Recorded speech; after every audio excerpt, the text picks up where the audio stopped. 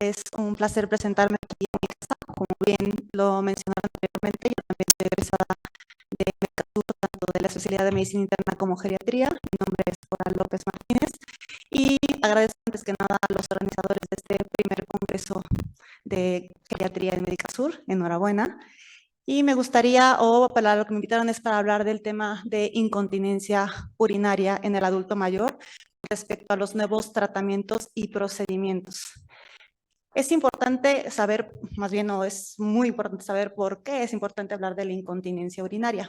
Se dice que hasta el 25 o 30% de las personas vamos a presentar en algún momento de la vida algún episodio de incontinencia urinaria, siendo definida la incontinencia urinaria como cualquier fuga o pérdida involuntaria de orina. Para nosotros es considerado un síndrome geriátrico y para nosotros un síndrome geriátrico es aquel que se origina por la combinación de diferentes entidades, diferentes condiciones que conllevan a un solo resultado, diferentes enfermedades con diferentes fisiopatologías que terminan en un desenlace común. Este es un síndrome geriátrico que es infradiagnosticado e infratratado por diferentes causas, pero dos son las principales. La primera que compete al paciente, donde el pudor, la pena o la vergüenza de manifestar que tiene incontinencia urinaria. Y la segunda que nos compete a nosotros, por la falta de pericia de investigar sobre este tema. Entonces, por eso es importante hablar sobre ello. En cuanto a la prevalencia, ustedes saben que en geriatría se divide dependiendo de dónde se encuentra el sujeto viviendo, si vive en la comunidad, si es un paciente institucionalizado o si es un paciente hospitalizado. En la comunidad se habla de una prevalencia hasta el 35%, en pacientes institucionalizados hasta el 60% y en hospital hasta el 80% por diferentes motivos. Como decíamos, cuando nosotros definimos un síndrome geriátrico, ya de entrada es una condición multifactorial. Y es multifactorial porque nosotros, para que un paciente tenga incontinencia urinaria, no es únicamente el envejecimiento, que como decían tras bambalinas, ya me da miedo envejecer. En realidad el envejecimiento no es malo. En realidad el envejecimiento sí te hace susceptible a tener ciertas condiciones, pero no significa decadencia, como todos lo tenemos en la mente. Para que yo tenga incontinencia urinaria, no solamente hace falta los cambios asociados al envejecimiento, como son el incremento de las contracciones del tetrusor hasta el 50%, disminución de la presión del cierre uretral. Tengo que tener otras condiciones como son lesiones genitourinarias, prolapsos vesicales, prolapsos uterinos, ¿no? O también comorbilidades, aquellos pacientes con diabetes, con hipertensión, con falla cardíaca, cirrosis, insuficiencia renal y que bien toman fármacos que condicionan un incremento en el volumen de orina o bien que incrementan la contracción de la vejiga o provocan retención de orina. Como pueden ver en esta gráfica, lo único que les muestro es que conforme avanza la edad va incrementándose la prevalencia de la incontinencia urinaria y también de la severidad, tanto en mujeres como en hombres, que es esta gráfica.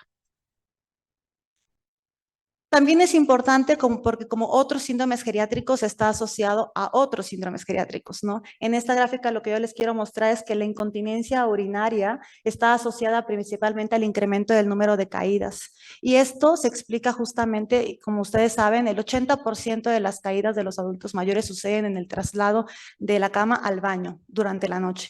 Y este es el motivo, son pacientes que tienen urgencia, cuyo deseo imperioso de llegar al retrete les provoca acelerar el paso y a lo mejor sus condiciones motrices, su capacidad visual, el déficit neurosensorial no les permite poder llegar de una manera efectiva. Como médicos, lo primero que nos interesa es prevenir la muerte, no preservar la vida de los pacientes. La incontinencia urinaria se asocia también a una menor sobrevida comparado con aquellos sujetos que no tienen incontinencia urinaria. Como ustedes pueden ver, los pacientes que tienen una incontinencia urinaria severa sobreviven menos que aquellos que no tienen incontinencia urinaria. Como otros desenlaces tenemos en esta tabla de acá de este lado, del lado izquierdo, tenemos diferentes desenlaces, la muerte, la asociación a institucionalización y a deterioro funcional ajustado a diferentes factores. Prácticamente la mortalidad se ve incrementada prácticamente en todos, cuando se ajustan a todos los factores, pero primordialmente a aquellos pacientes que tienen deterioro cognitivo o que tienen también a la edad y al género, ¿de acuerdo? Cuando hablamos nosotros de deterioro funcional, prácticamente se asocia a todos los confusores, ¿no? O sea, cuando se ajustó a la edad, al género, tanto al índice de masa corporal, al deterioro cognitivo y depresión, también se ven incrementados el deterioro funcional. Y de este lado es muy importante, que es otro tema que nosotros normalmente no abordamos, es el aislamiento, la depresión que provoca la incontinencia urinaria y también la baja de deseo sexual. Si nosotros vemos aquí, cuando se evalúa la depresión mediante la escala SSD, la incontinencia urinaria se asoció a un score más alto, es decir, pacientes que tenían más síntomas depresivos, pero además tenían también una disminución de la actividad sexual y tenían una autopercepción de disfunción eréctil o impotencia de moderada o prácticamente completa. Como ustedes saben, hay diferentes tipos o diferentes formas de clasificar la incontinencia urinaria. Una es con respecto a la evolución, si es una incontinencia urinaria transitoria o es una incontinencia urinaria ya establecida o crónica cuando lleva más de 4 semanas. En cuanto a la etiología, que es la más conocida, la incontinencia de urgencia, aquella que tiene un deseo imperioso por llegar al baño y no alcanzan a llegar. La de esfuerzo, la que sucede cuando tenemos un estornudo, la tos, la risa, el hecho de levantarnos de una silla. La de rebosamiento, que son pacientes que tienen hipocontractilidad del músculo detrusor con mayor retención de orina. La mixta, donde lo más frecuente son aquellos pacientes que tienen incontinencia de esfuerzo y de urgencia.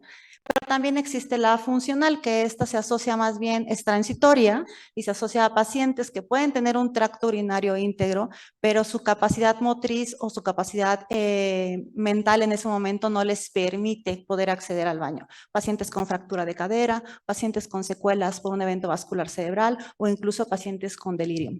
Y finalmente, de acuerdo a su severidad, si esto es leve, moderado o severo.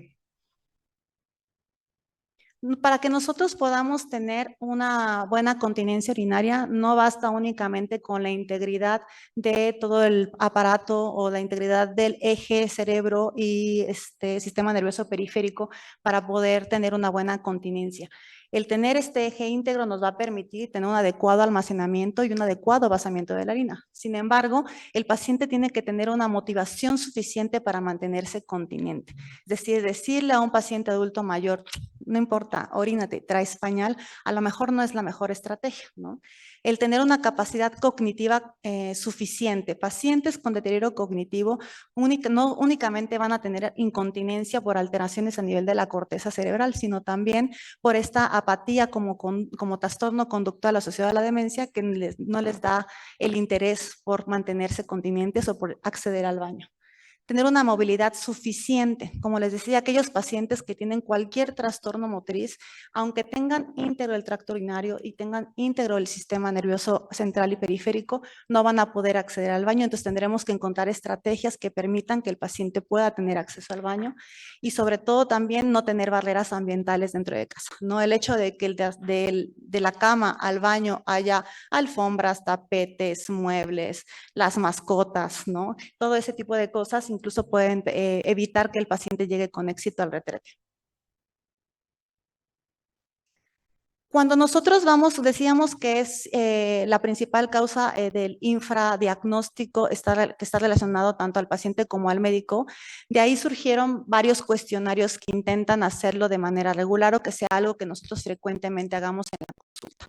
Y entonces son 3 preguntas básicas que le tenemos que hacer al paciente. La primera es si ha tenido o no algún episodio de incontinencia. Si el paciente contesta que sí, entonces tendremos que preguntar en qué momento o en qué condiciones, ¿no? Si ha sido con algún esfuerzo, al toser, estornudar, levantar objetos o durante el ejercicio, si es con urgencia o sensación de querer vaciar la vejiga pero no alcanzó a llegar al retrete lo suficientemente rápido, o si fue sin esfuerzo y sin urgencia.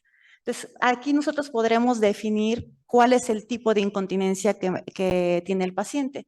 Y la tercera pregunta es, porque hay pacientes que pueden tener en diferentes momentos. Entonces, nosotros podemos preguntar cuándo fue más frecuente y de tal forma definir cuál es el tipo de incontinencia que prevalece. Teniendo nosotros esta situación, conociendo que el paciente tiene incontinencia urinaria, cuál es el tipo de incontinencia urinaria que tiene, nosotros podremos establecer la frecuencia. Lo siguiente que tenemos que hacer es una evaluación completa, ¿no? O sea, lamentablemente en geriatría no podemos nada más revisar el ojo, no podemos revisar nada más el estómago, tenemos que hacer una revisión exhaustiva y siempre empezamos por el interrogatorio y como decíamos, hay muchos factores que puede tener el paciente que nosotros llamamos predisponentes y precipitantes que pueden verse involucrados en la incontinencia urinaria y la intención de hacerlo así es para poder detectar aquellos factores que sean modificables y los podamos modificar. Entonces preguntamos todas las enfermedades crónicas que padece el paciente, cuáles son los fármacos que consume, cuál es el patrón miccional, cuántas veces se levanta en la noche a orinar, qué volumen de orina tiene, cuántos episodios de fuga de orina tiene durante el día, cuál es su consumo de líquidos en cuanto a cantidades y tipo de líquidos que consume. Si, si de manera importante afecta la incontinencia urinaria o no a su calidad de vida, que esto es básico, saber si al paciente le importa o no le importan esas fugas. Es decir, si el paciente se adaptó a la incontinencia, pudo modificar su vida para poder vivir con esos episodios de incontinencia sin necesidad de tratamiento, pues a lo mejor no necesitamos intervenir. Por eso es importante saber qué tanto le afecta a este paciente la incontinencia urinaria. Y también síntomas concomitantes, tiene disuria, la nicturia, estreñimiento, que es muy importante. Nosotros cuando tenemos estreñimiento podemos tener también episodios de retención de orina y entonces orinar por rebosamiento. Y como les decía, el estado cognitivo y el estado anímico es primordial. En la exploración física, pues también es general. Nosotros vemos desde el estado de la volemia, la hidratación, si está hinchado o no está hinchado el paciente, si tenemos nosotros la presencia de algún dato, signo de falla cardíaca, cirrosis hepática, falla renal. Vemos cómo está su esqueleto, sus músculos, qué tanta capacidad tiene el paciente para poderse levantar, algún déficit sensorial. Pero algo que casi siempre se nos olvida como médicos de primer contacto es hacer la revisión exhaustiva de genitales. Si un paciente se queja de incontinencia urinaria, estamos obligados a revisar genitales, a revisar no solamente búsqueda de prolapsos, sino a ver la competencia de los esfínteres, tanto rectal como también a nivel del piso púbico de la vagina, de la vulva. Ver también lesiones de la piel que nos hablen de que el paciente está teniendo fugas más importantes de lo que él dice como dermatitis. La dermatitis por el pañal o bien úlceras por presión en aquellos pacientes que están con mayor postración. Y también algunos datos de enfermedades de transmisión sexual que también pueden verse involucrados en los episodios de incontinencia. Posteriormente, ya la búsqueda en cuanto al laboratorio y gabinete también va orientada a detectar aquellas situaciones que yo pueda modificar, infecciones de la orina, trastornos metabólicos que incrementen la producción de orina o la contracción involuntaria de la vejiga, como son el descontrol glucémico o la hipercalcemia, por ejemplo, el funcionamiento de la tiroides, los niveles de vitamina B12 para ver si hubiera alguna neuropatía también que estuviera involucrada. Y como estudios de gabinete, el básico, lo que siempre nosotros pedimos es un ultrasonido de vejiga y vías urinarias, donde midamos el volumen residual postmiccional. Dependiendo de cada paciente, si es hombre, si es mujer, si tiene datos de hiperplasia prostática, si tenemos sospechas nosotros de a lo mejor prolapso uterino, vesical, pues entonces ya veríamos la necesidad de pedir una tomografía o una resonancia magnética o bien integrar al equipo al colega que le corresponda, ginecólogo, urólogo, para que nos ayude en el tratamiento de este paciente. Y finalmente los estudios de urodinamia, que esos normalmente ya requieren una interpretación y un apoyo con un urólogo para poder dar tratamiento a los pacientes.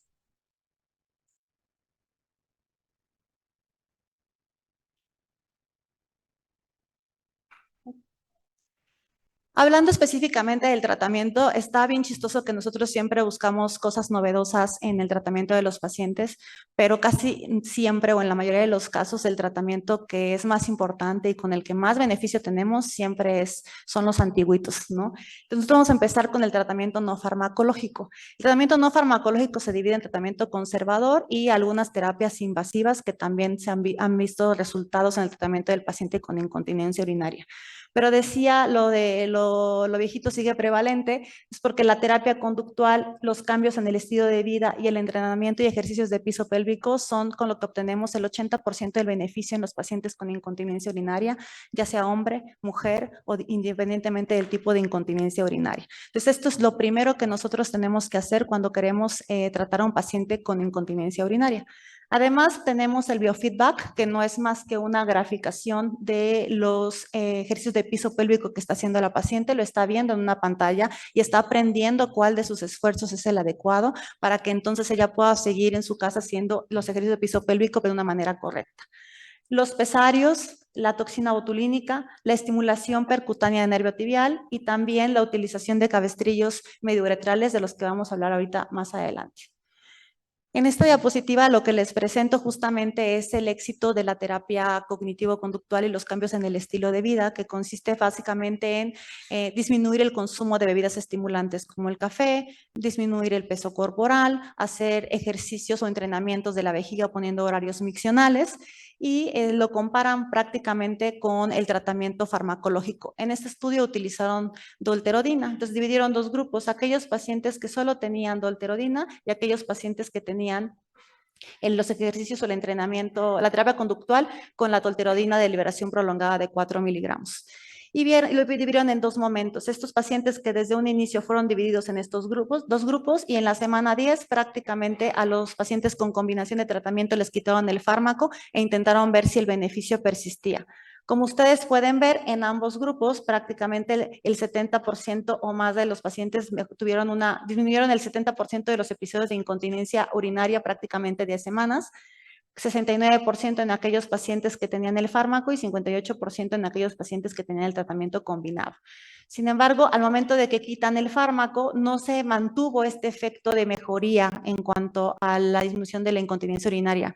Pero de cualquier forma, si ustedes notan los episodios iniciales y los episodios finales en aquellos pacientes que ya ninguno de los dos grupos tenían el fármaco, el beneficio sigue siendo importante. Si los ejercicios, a pesar de que no mantienen al mismo grado que la combinación de tratamiento, por sí solos tienen un efecto. Y algo importante es que todos los fármacos que usamos para incontinencia urinaria van a tardar en hacer efecto hasta 8 semanas después de haberlo iniciado. Por lo tanto, siempre va a ser importante iniciar con la terapia conductual.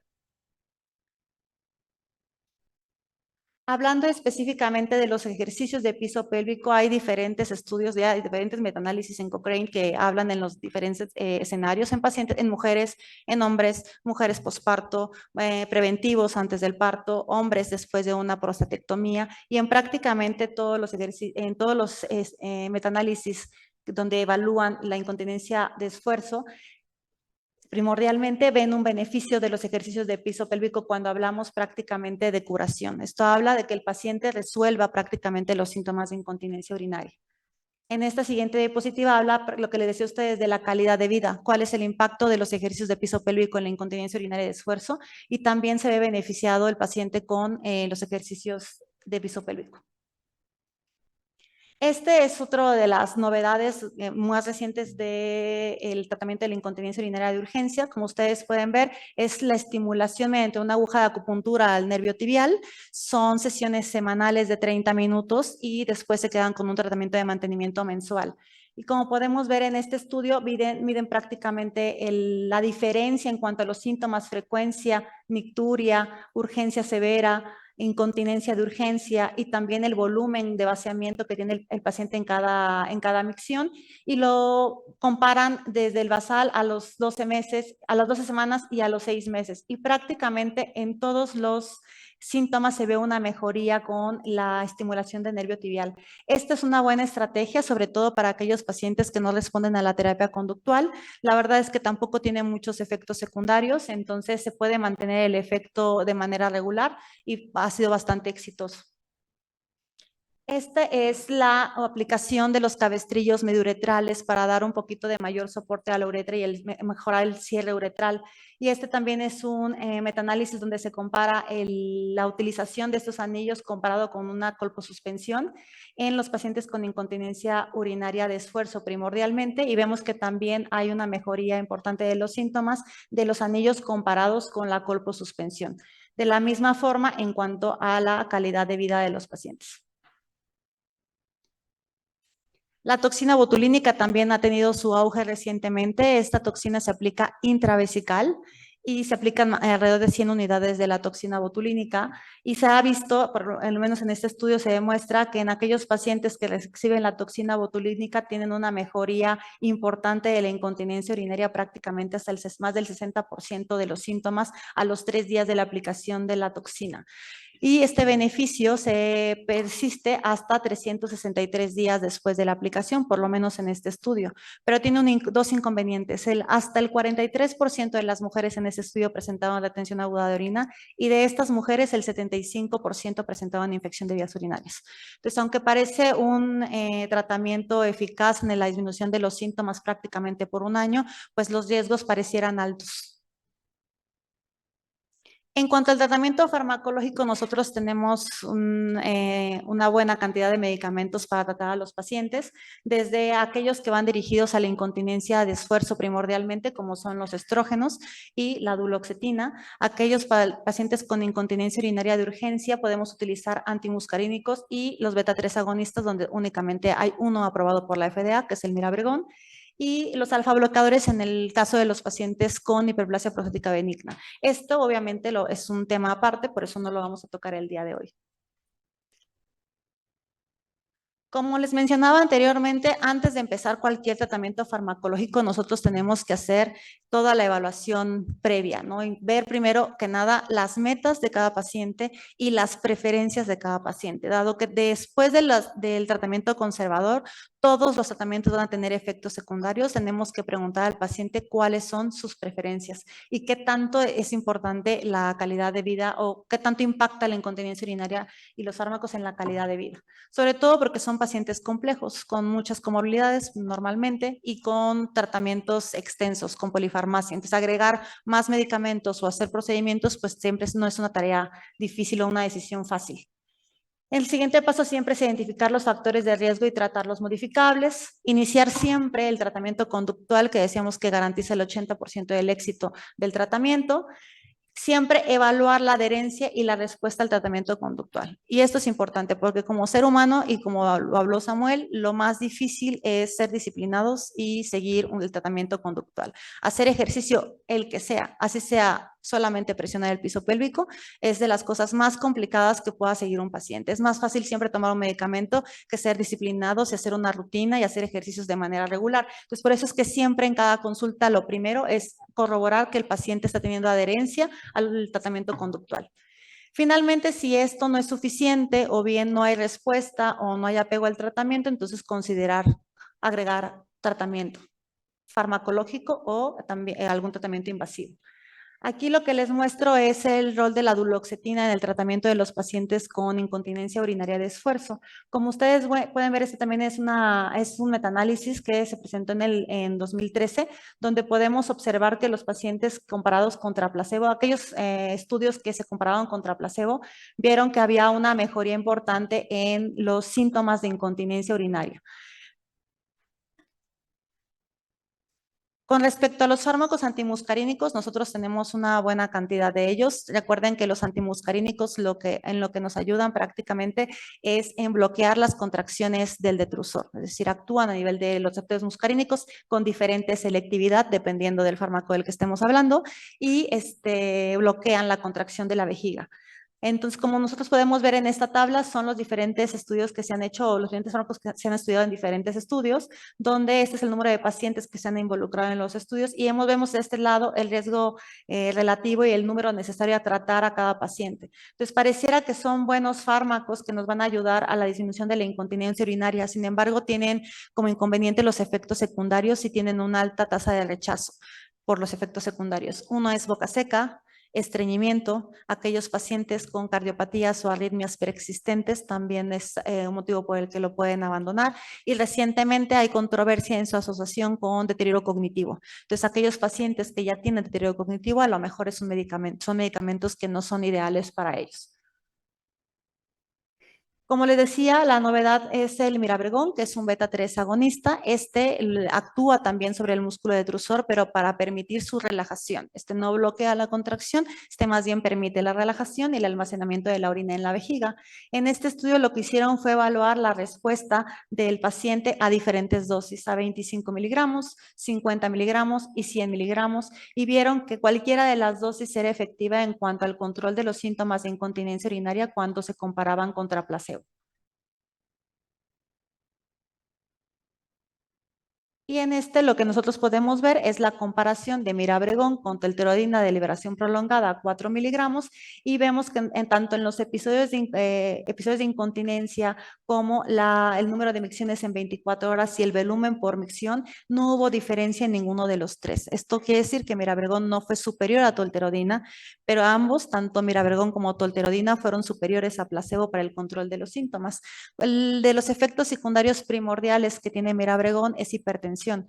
También puede causar boca seca, también puede causar estreñimiento, aunque en menor medida comparado con los antimuscarínicos. Entonces, de acuerdo al perfil de nuestros pacientes, si no responden al tratamiento conservador, nosotros podemos pensar en agregar antimuscarínicos o bien el mirabrigón. Y por último, con respecto a la incontinencia de rebosamiento, pues nosotros tenemos pacientes que van a necesitar ser sometidos a cirugía, donde tenemos, como decíamos, la integración al equipo multidisciplinario, a un urólogo para poder resolver aquellos pacientes que tienen hiperplasia prostática benigna con una evaluación previa exhaustiva para descartar que el paciente pueda quedar con incontinencia urinaria después de la cirugía, el prolapso uterino también para su resolución quirúrgica.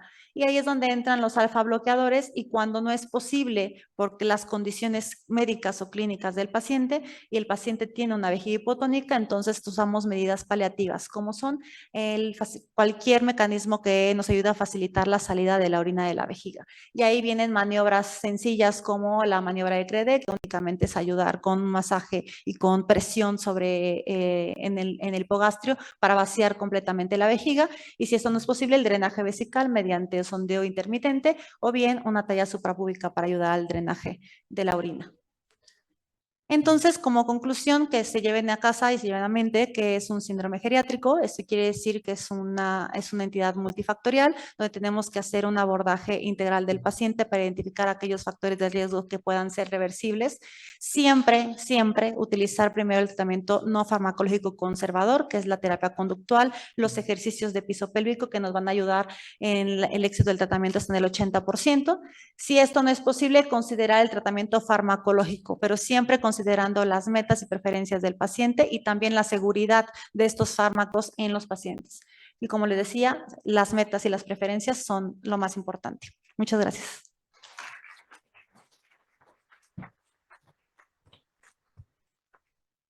Muchas gracias, doctora, por su interesante presentación del día de hoy. Le tenemos un regalito.